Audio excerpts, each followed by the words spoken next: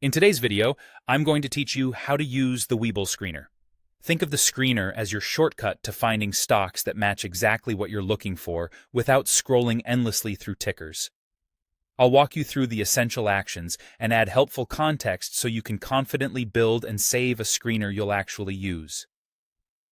Start by opening the Webull desktop app or the web platform in your browser.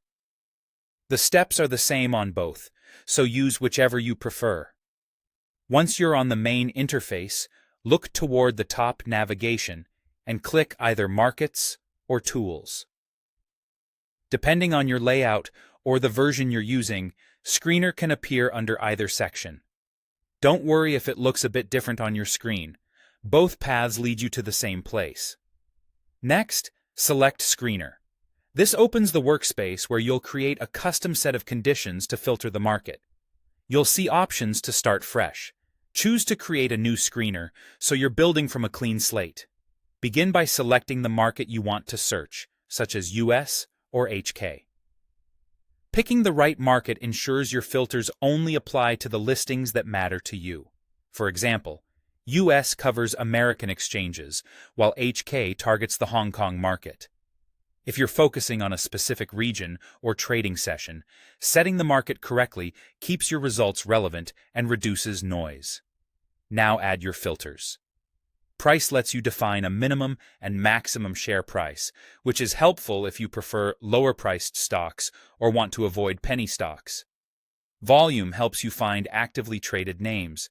Higher volume often means better liquidity and potentially tighter spreads.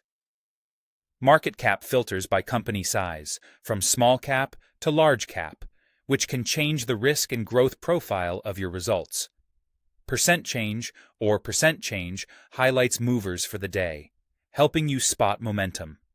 As you add filters, you'll typically set ranges or thresholds. Keep your ranges realistic so you don't eliminate too many candidates. A good approach is to start broad, check how many results you get, then tighten your criteria gradually. When you're happy with the setup, give your screener a clear, memorable name and save it. A descriptive name, something that reflects your filters, makes it easy to recognize later. Once saved, your screener is available anytime you return to the screener page, so you can run it again, edit the settings, or compare outcomes across different market conditions.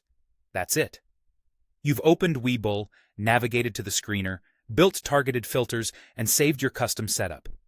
Use this workflow to cut through the noise and focus on stocks that fit your strategy.